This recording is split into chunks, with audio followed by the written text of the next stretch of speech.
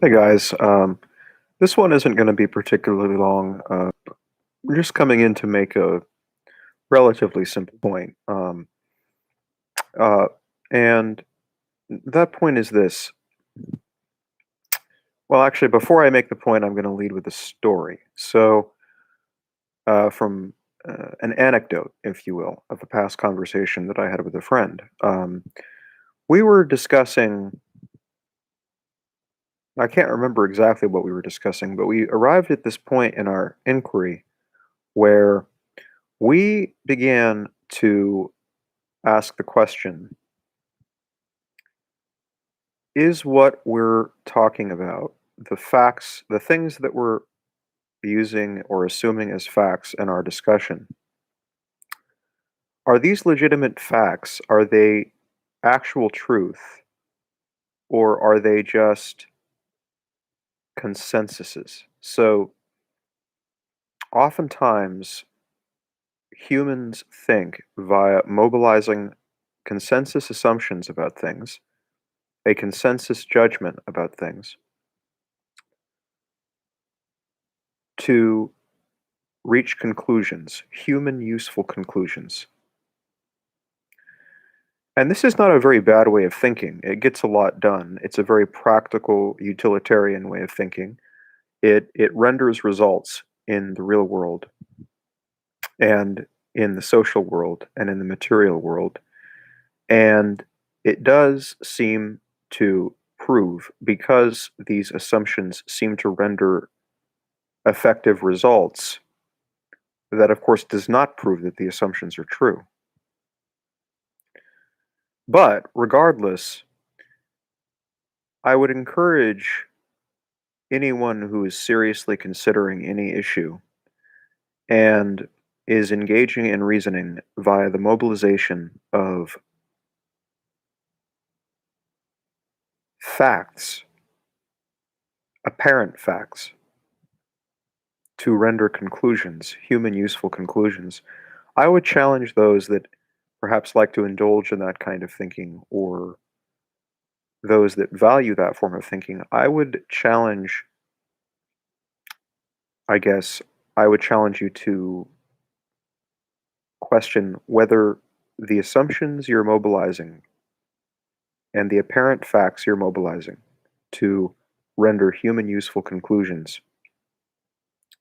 I would question you to I would challenge you to ask the question, is this a truth or is it just a consensus?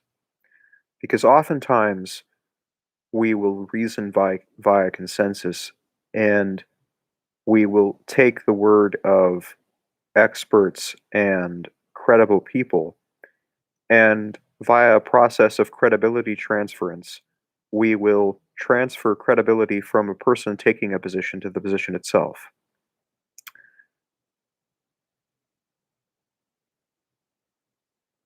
And this is not a very good impulse, and it's not a very good tendency that people have. Um, and I have it. I do it all the time. And I guess one has to be very careful to engage in a kind of credibility transference via which we transfer unconsciously or consciously, via association, the credibility of a person taking a position, and then transfer that credibility to the position they're taking itself. When, as I've heard it said, it's not the number of followers that a particular position has that makes the position valid. It's the quality of the position itself, the intrinsic logic of the position on a particular issue. So oftentimes, if you really think about it, when you're thinking, if you're thinking about how you think and you're thinking about a particular issue, go a little deeper in terms of questioning, is this actually true? Are the things I'm assuming is true actually true? Or are they just something that everyone believes is true? And I'm assuming because everyone believes it's true, that it's true. Because that I guess, is something that a mistake we all make in our thinking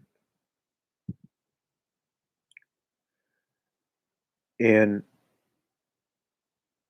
treating propositions that have been approved by a consensus or popular opinion and assuming those as facts simply because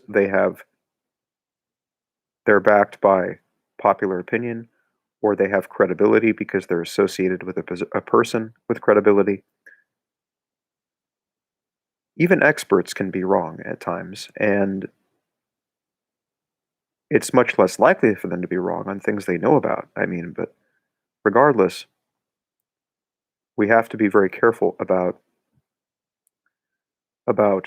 or at least challenge ourselves to when we're thinking, ask, is this truth? My model of the world and of the issue, is this based on truth or is it just based on consensus? Is this truth or is it just something that everyone believes is true?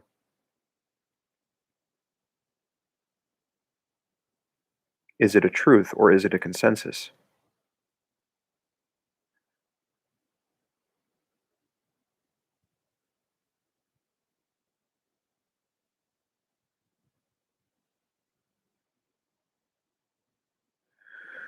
And you'll end up in a rabbit hole because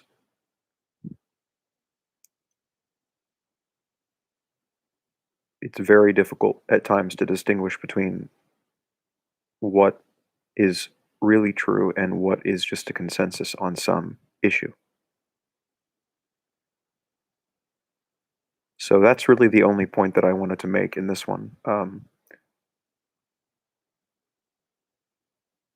Thank you for watching.